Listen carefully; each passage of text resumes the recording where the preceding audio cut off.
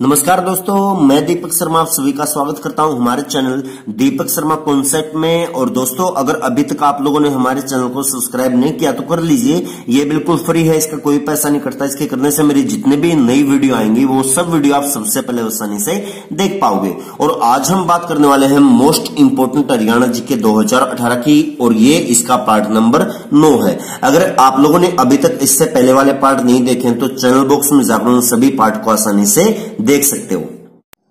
और इस टॉपिक का जो पहला क्वेश्चन है वो देखिएगा कि इंडियन नेशनल कांग्रेस के प्रथम अधिवेशन में हरियाणा का प्रतिनिधि कौन था। मतलब क्या होगा इसका, भारतीय राष्ट्रीय कांग्रेस में हरियाणा की तरफ से सर्वप्रथम किस व्यक्ति ने भाग लिया। तो हमारे हरियाणा प्रदेश से जिन्होंने भाग लिया था उनका नाम क्या है, इनका नाम होगा राय बहादुर लाला मुरलीधर। तो राय बहादुर लाला मुरलीधर ने सबसे पहले इंडियन नेशनल कांग्रेस में भाग लिया। देखिए, आप सब जानते हैं कि हमारे इंडिया में जो कांग्रेस की स्थापना की गई तो कब की गई थी, 1885 में। अब तक जो पूछा गया है बस वो पूछा गया है कि कांग्रेस की स्थापना कब की गई, तो आपका आंसर क्या होगा, 1885 में। मगर आपको यह भी पता होना चाहिए कि 1885 में इसकी स्थापना कब की गई। तो कांग्रेस की जो हमारे इंडिया में स्थापना की गई तो कब की गई थी, 28 दिसंबर 1885 को। और ये स्थापना कहां पर की गई, ये स्थापना की गई मुंबई में। और ये जो कांग्रेस का जो पहला अधिवेशन हुआ था ये भी कहां पर हुआ था, मुंबई में। और इस अधिवेशन में जो प्रतिनिधि थे, मतलब सबसे पहले कितने व्यक्तियों ने भाग लिया कांग्रेस के प्रथम अधिवेशन में, तो ये कितने व्यक्ति थे, 72। और इन 72 व्यक्तियों में से हरियाणा की तरफ से जो गए थे उनका नाम क्या है, राय बहादुर लाला मुरलीधर। और ये हरियाणा में कहां की तरफ से गए थे, तो ये गए थे अंबाला की तरफ से। और राय बहादुर लाला मुरलीधर का जो संबंध है वो भी कहां से है, हरियाणा प्रदेश के अंबाला जिले से। देखिए, जो कांग्रेस के अधिवेशन हुए थे उनमें से 3 अधिवेशन ऐसे हैं जिनमें हरियाणा के प्रतिनिधियों ने भाग लिया। अब पहला तो आपके सामने है कि प्रथम अधिवेशन में राय बहादुर लाला मुरलीधर ने भाग लिया। अब ये जो 2 अधिवेशन बचे कौन कौन से, देखिए, जो दूसरा अधिवेशन हुआ था कांग्रेस का दूसरा अधिवेशन, ये हुआ था 1886 में।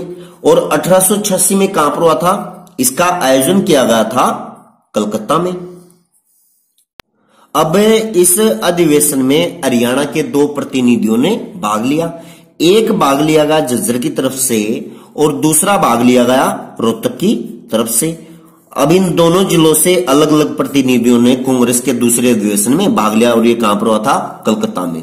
जो झज्जर से गए थे इनका नाम क्या था, इनका नाम था दीन दयाल शर्मा। आपसे यहां पर प्रश्न पूछा जा सकता है कि कांग्रेस के दूसरे अधिवेशन में झज्जर की तरफ से कौन सा प्रतिनिधि गया, तो इनका नाम क्या हुआ, दीन दयाल शर्मा। और जो बचे कौन सा, रोहतक। अब रोहतक की तरफ से कौन गया था, तो रोहतक की तरफ से गए थे बाल मुकुंद गुप्त। तो यहां पर आपसे कहीं से भी कैसे भी करके प्रश्न पूछा जा सकता है। तो रोहतक से कौन गया, बाल मुकुंद गुप्त। और झज्जर से कौन गए, दीन दयाल शर्मा। अब जो तीसरा अधिवेशन बचा, वैसे तो एक चौथा अधिवेशन था जो कांग्रेस का चौथा अधिवेशन था, इसका आयोजन किया गया था इलाहाबाद में। और इलाहाबाद में इसका आयोजन कब किया गया, इसका आयोजन किया गया था 1888 में। अब 1888 में जो कांग्रेस के अधिवेशन में हरियाणा की तरफ से जो भाग लिया गया था ये किसके द्वारा लिया गया था, लाला लाजपत राय के द्वारा। अब लाला लाजपत राय जो थे वो हरियाणा के किस राजनीतिक क्षेत्र से कांग्रेस के चौथे अधिवेशन में इन्होंने भाग लिया, तो लाला लाजपत राय जो गए थे कहां से गए थे, हिसार जिले से। तो आपके सामने यहां पर 3 अधिवेशन ऐसे हैं जिनमें हरियाणा के प्रतिनिधियों ने भाग लिया, पहला, दूसरा और चौथा। पहले में लिया गया राय बहादुर लाला मुरलीधर के द्वारा, कहां से, अंबाला से। दूसरे में 1886 में झज्जर की तरफ से दीनदयाल शर्मा और रोहतक की तरफ से बाल मुकुंद गुप्त। और चौथे अधिवेशन में 1888 में लाला लाजपत राय के द्वारा, जो कहां से हैं, हिसार से।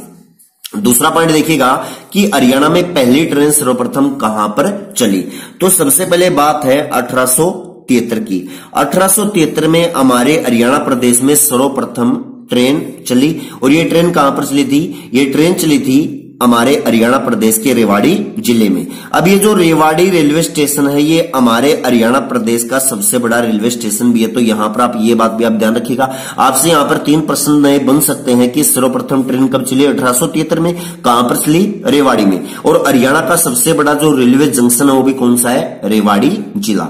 अब देखिए जब हमारा हरियाणा प्रदेश अलग हुआ, मतलब नया जिला बना कब, 1966 में। अब जो 1966 में हरियाणा था और हरियाणा में जो रेल मार्ग था इसकी कुल लंबाई कितनी थी, 3245 किलोमीटर।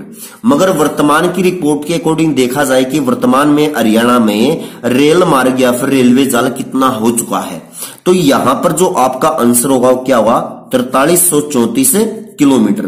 तो 1966 में कितना रेल मार्ग था, 3245, और वर्तमान में कितना हो चुका है, 4334 किलोमीटर। अब यहां पर आपको रेवाड़ी के साथ एक जिले का नाम और आपको याद करना है, जिला कौन सा होगा, मेवात।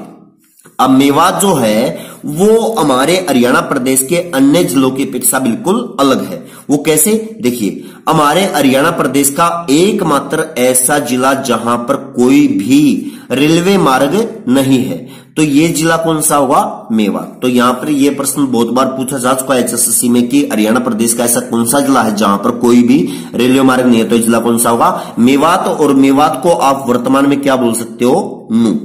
तो दोनों बात आप ध्यान रखिएगा। तीसरा पॉइंट देखिएगा कि असहयोग आंदोलन को बल प्रदान करने के लिए महात्मा गांधी हरियाणा में कहां आए।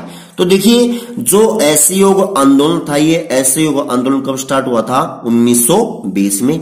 और 1920 में महात्मा गांधी हमारे हरियाणा प्रदेश में असहयोग आंदोलन को बल प्रदान करने के लिए 3 जगह पर आए। अब ये 3 जगह कौन कौन सी हैं देखिए, और ये कब कब आए। सबसे पहले ये आए 15 फरवरी 1920 को, पहली बार कब आए, 15 फरवरी 1920 को। दूसरी बार ये आए 16 फरवरी 1920 को। तीसरी बार ये आए 17 फरवरी 1920 को। तो सर्वप्रथम जो महात्मा गांधी असहयोग आंदोलन को बल प्रदान करने के लिए आए थे, ये कहां पर आए थे, भिवानी में। और भिवानी के बाद 16 फरवरी 1920 को कहां पर आए, ये आए कलानौर में। और कलानौर के बाद 17 फरवरी 1920 को ये कहां पर आए, रोहतक में। तो नॉर्मली वे में अगर बात की जाए तो असहयोग आंदोलन को इसको बढ़ावा देने के लिए महात्मा गांधी 3 जगह पर आए थे हरियाणा में, कहां पर, भिवानी, कलानौर और रोहतक में। तो ये सारी बातें आप ध्यान रखिएगा। चौथा पॉइंट देखिएगा कि हरियाणा में इंडियन ऑयल कॉर्पोरेशन के प्लांट की सर्वप्रथम स्थापना कहां की गई। देखिए जो इंडियन ऑयल कॉर्पोरेशन है इसकी स्थापना हमारे हरियाणा प्रदेश में कब की गई थी, 1980 में। तो आईओसी जो इंडियन ऑयल कॉर्पोरेशन कंपनी है इसकी स्थापना कब हुई, 1980 में। और ये 1980 में कहां पर हुई थी, बापोली गांव में। और 1980 में जो बापोली गांव था वो कहां पर था, करनाल में। मगर करनाल से हमारे हरियाणा प्रदेश का एक नया जिला अलग किया गया कब, 1 नवंबर 1989 को। और ये 1 नवंबर 1989 को जो नया जिला बनाया गया था वो कौन सा बनाया गया था, पानीपत। तो वर्तमान के अकॉर्डिंग देखा जाए तो बापोली गांव पहले कहां पर था, करनाल में। मगर नया जिला बनने के बाद ये कहां पर आ गया, पानीपत में। तो यहां पर जो आपका आंसर होगा वो आंसर क्या होगा, करनाल। और करनाल का कौन सा गांव, बापोली गांव। अगर वैसे नॉर्मली पूछा जाए कि बापोली गांव इंडियन ऑयल कॉर्पोरेशन कंपनी कहां पर, तो यहां पर आपका आंसर क्या होगा, पानीपत जिला।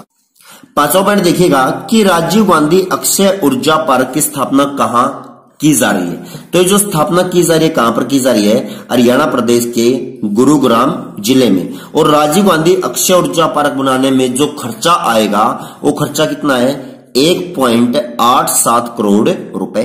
अब ये देखिएगा जो राजीव गांधी अक्षय ऊर्जा पार्क है इसकी स्थापना की जा रही है किसके द्वारा, हमारी अंतरराष्ट्रीय एक संस्था जिसका नाम क्या है, अंतरराष्ट्रीय सौर ऊर्जा संस्थान।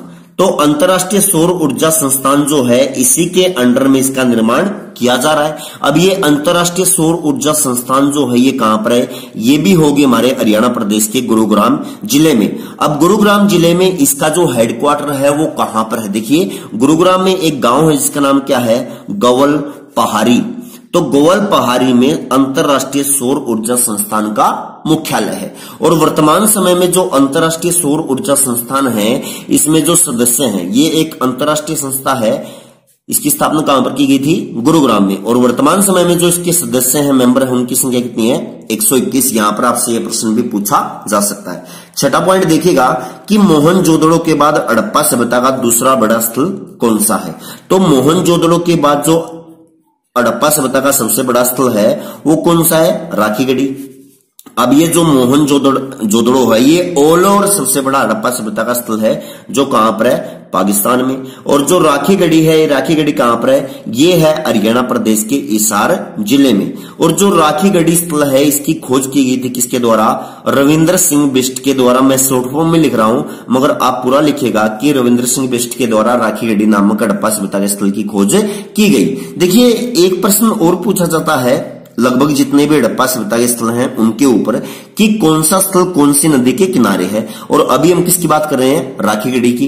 तो जो राखीगढ़ी जो हड़प्पा सभ्यता का स्थल है, वो कौन सी नदी के किनारे है? तो जो नदी है, नदी कौन सी है? दरसदवती नदी। अब तक नहीं पूछा गया, मगर इन फ्यूचर पूछ सकता है कि राखीगढ़ी जो हड़प्पा सभ्यता का स्थल है वो कौन सी नदी के किनारे था। तो कौन सी नदी होगी? दरसदवती नदी। अब बात यह आती है, प्राचीनतम नगर है। अब यहां से क्या क्या चीजें मिली? तो यहां पर मुख्य रूप से दो चीज मिली थी। एक मिला यहां से मर्द बांड कि हमारे हरियाणा प्रदेश का ऐसा कौन सा हड़प्पा सभ्यता स्थल है जहां से मर्द बांड की प्राप्ति हुई? तो ये जगह कौन सी होगी?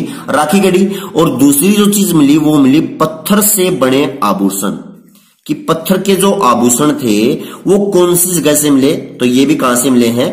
हड़प्पा सभ्यता के स्थल राखीगढ़ी से, जो कहां पर? हिसार में। कौन सी नदी के किनारे था? दरसदवती नदी के किनारे।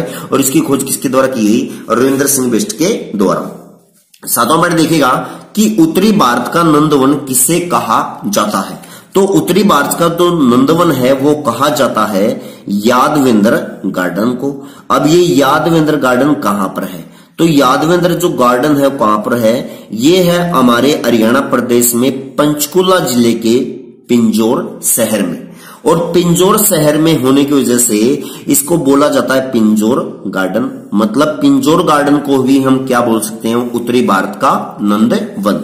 देखिए, ये बात है लगभग 17वीं शताब्दी की। 17वीं शताब्दी में जो मुगल शासक था, उस मुगल शासक का नाम क्या था? औरंगजेब। अब औरंगजेब के एक भाई थे, उन भाई का नाम है, औरंगजेब के भाई का नाम फिदाई खान। तो फिदाई खान ने इस गार्डन का निर्माण कहां पर करवाया था? पंचकुला के पिंजौर में। अब यहां पर आपसे एक प्रश्न और पूछा जा सकता है, जो औरंगजेब और फिदाई खान हैं, ये दोनों के दोनों क्या हैं? ये दोनों के दोनों थे मुगल। अब इनके बनाने के कारण फिदाई खान ने इसका निर्माण करवाया। अब इसी वजह से इसको एक नाम और दे दिया, और वो नाम क्या दिया गया? मुगल गार्डन। तो आपके सामने यहां पर 3 गार्डन हो चुके हैं जो एक ही चीज है। पहला कौन सा? Yadavendra garden, Pinjore garden. तीसरा कौन सा? मुगल गार्डन। इन तीनों को उत्तरी भारत का नंदवन कहा जाता है, जो कहां पर है? हरियाणा प्रदेश के पंचकुला जिले में। और इसका निर्माण करवाया गया 17वीं शताब्दी में औरंगजेब के भाई फिदाई खान के द्वारा। 8वां पॉइंट देखिएगा कि भारत के मुख्य चुनाव आयुक्त कौन थे जब हरियाणा के प्रथम मुख्यमंत्री निर्वाचित हुए? देखिए, जो हरियाणा प्रदेश के प्रथम मुख्यमंत्री थे उनके बारे में तो आप सब जानते हो कि पंडित भगवतलाल शर्मा हमारे हरियाणा प्रदेश के प्रथम मुख्यमंत्री थे। मगर यहां पर उनकी बात नहीं हो रही है, यहां पर बात किसकी हो रही है? हरियाणा प्रदेश के प्रथम निर्वाचित मुख्यमंत्री। और इन प्रथम निर्वाचन मुख्यमंत्री का जो नाम था वो नाम क्या था? राव वीरेंद्र सिंह। देखिए, बात है 24 मार्च 1967 की। 24 मार्च 1967 में राव वीरेंद्र सिंह ने मुख्यमंत्री पद की शपथ ली। और जब इनका चुनाव हुआ था तो उस समय जो भारत के मुख्य चुनाव आयुक्त थे, भारत के मुख्य चुनाव आयुक्त का नाम था MP सेन वर्मा। तो सर्वप्रथम जब हमारे हरियाणा प्रदेश के मुख्यमंत्री निर्वाचित किए गए तो उस समय भारत का मुख्य चुनाव कौन था? MP सेन वर्मा। और ये टाइम पीरियड कितना होगा? 24 मार्च 1967 को। 9वां पॉइंट देखिएगा कि हरियाणा शतरंज संघ का गठन कब हुआ? तो हमारे हरियाणा प्रदेश में जो हरियाणा शतरंज संघ बनाया गया था, ये कब बनाया गया था? 2008 में। अब आपको यहां पर एक व्यक्ति का नाम और याद रखना है। अब ये व्यक्ति कौन है? इन व्यक्ति का नाम होगा हिमांशु शर्मा। अब ये जो हिमांशु शर्मा है ये अभी हाल ही में क्या बने हैं? ग्रैंड मास्टर, मतलब शतरंज खेल के बहुत बड़े खिलाड़ी ये बन चुके हैं और इसको हम इंग्लिश में क्या बोल सकते हैं? Grand master. अब ग्रैंड मास्टर के लिए आपको दो बात और याद रखनी है। कौन कौन सी? एक है हरियाणा के लिए और दूसरा हमारा भारत के लिए। देखिए अभी हाल ही में जो हिमांशु शर्मा है वो हरियाणा प्रदेश के प्रथम ग्रैंड मास्टर बने हैं। अगर हरियाणा प्रदेश के प्रथम ग्रैंड मास्टर बने हैं तो भारत के कौन से ग्रैंड मास्टर बने? तो ये भारत के जो ग्रैंड मास्टर बने हैं कौन से बने हैं? 47वें। तो ये बात भी आप ध्यान रखिएगा। तीसरी यहां पर बात आएगी कि हिमांशु शर्मा का संबंध हमारे हरियाणा प्रदेश के किस जिले से है? तो इनका जो संबंध है वो कहां से है? रोहतक जिले से। 10वां पॉइंट देखिएगा कि हरियाणा के किस नगर पर तैमूर ने आक्रमण किया था? तो सर्वप्रथम ये बात है 1398 ईस्वी की। 1398 ईस्वी में तैमूर ने सबसे पहले जो आक्रमण किया था वो किस क्षेत्र पर किया गया था? हिसार में। अब वर्तमान में देखा जाए तो हिसार से हाल ही में 2 नए जिले बनाए गए थे। अब ये 2 नए जिले कौन कौन से थे? देखिए इनमें पहला नाम आता है सिरसा का और दूसरा नाम आता है फतेहाबाद का।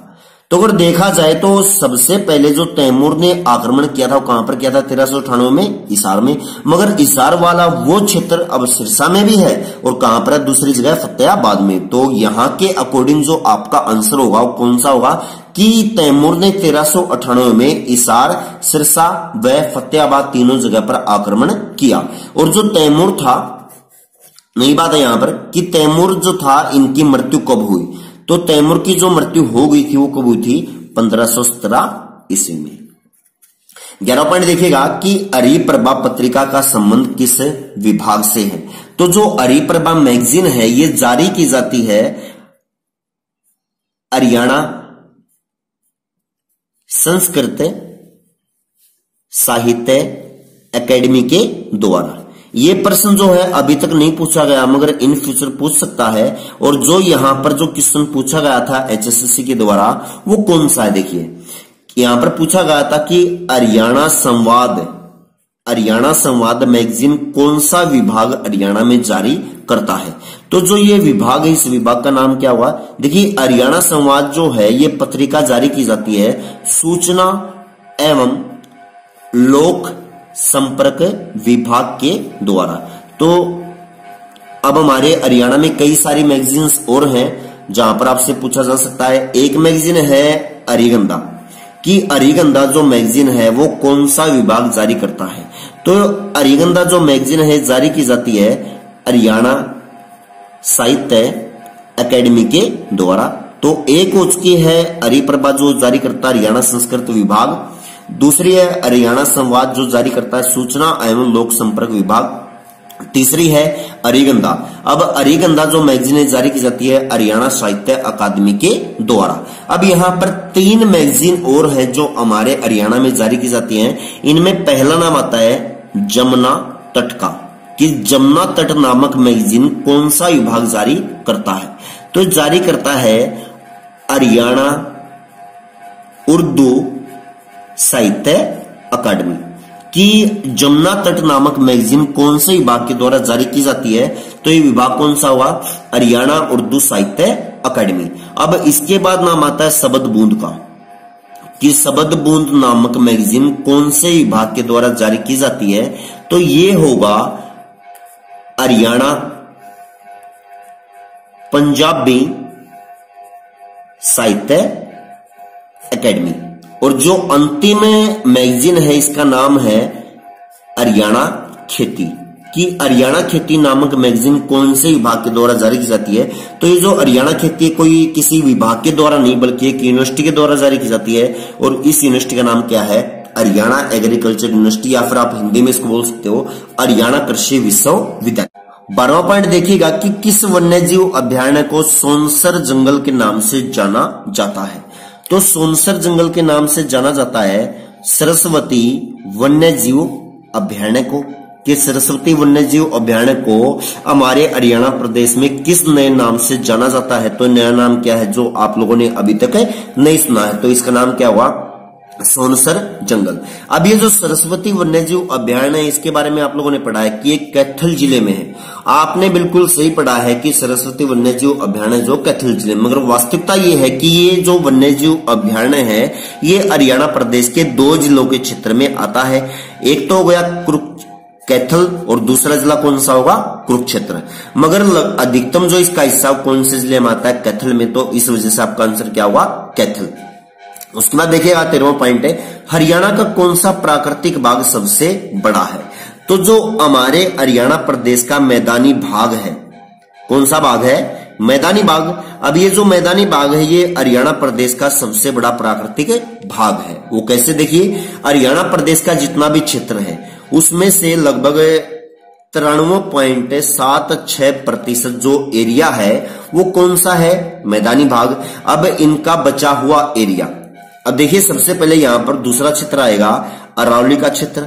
अब जो अरावली पहाड़ियां हैं हमारे हरियाणा में वो कितने एरिया के क्षेत्र में है, मतलब कितने परसेंटेज में है, तो जो एरिया है ये एरिया कितना होगा, 3.09%। उसके बाद जो तीसरा नाम आएगा वो आएगा शिवालिक क्षेत्र, कि शिवालिक पहाड़ियों का क्षेत्र, या फिर आप उनको बोल सकते हो मोरनी पहाड़ियों का क्षेत्र। तो जो शिवालिक पहाड़ियां हैं वो अरावली पहाड़ियों की अपेक्षा कम है और ये हमारे हरियाणा में कितने क्षेत्र पर हैं, 1.67%। और जितना भी मोरनी पहाड़ियों का क्षेत्र है, शिवालिक पहाड़ियों का क्षेत्र है, उसको हमारे हरियाणा प्रदेश में जाना जाता है गिरिपाद मैदान के नाम से। तो इन फ्यूचर क्या पता आपसे पूछ ले कि हमारे हरियाणा में गिरिपाद मैदान का संबंध किससे है, तो कौन सा किससे होगा संबंध, शिवालिक पहाड़ियों से या फिर मोरनी की पहाड़ियों से। और ये एरिया हमारे हरियाणा में कितना है, 1.67%। 14वां पॉइंट देखिएगा कि हरियाणा में कहां पर परमाणु विद्युत परियोजना की स्थापना की गई है। अब ये जो क्वेश्चन आपने देखा होगा तो बहुत आसान लग रहा हो, ये बिल्कुल बहुत आसान क्वेश्चन है और इसका देने का एक बहुत बड़ा रीजन है। वो रीजन क्या है कि परमाणु विद्युत परियोजना जो बनाई गई है हमारे हरियाणा प्रदेश में वो कहां पर बनाई गई है, फतेहाबाद में। अब बहुत सारे बच्चे ऐसे हैं जिन्होंने पढ़ा है कि फतेहाबाद का एक गांव, और ये गांव कौन सा है, गोरखपुर गांव, कि फतेहाबाद के गोरखपुर गांव में परमाणु विद्युत परियोजना है। अब बहुत सारे बच्चे ऐसे भी हैं जिन्होंने ये पढ़ा है कि फतेहाबाद के 2 गांव, अब ये 2 गांव कौन कौन से हैं, एक हो गया गोरखपुर, दूसरा हो गया कुमारिया, कि फतेहाबाद के गोरखपुर और कुमारिया में परमाणु विद्युत परियोजना है।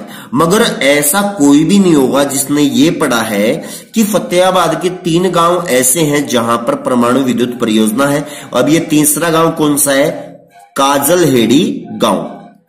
तो मुख्य रूप से जो परमाणु विद्युत परियोजना बनाई गई है फतेहाबाद जिले में, वो फतेहाबाद के 3 गांव में है।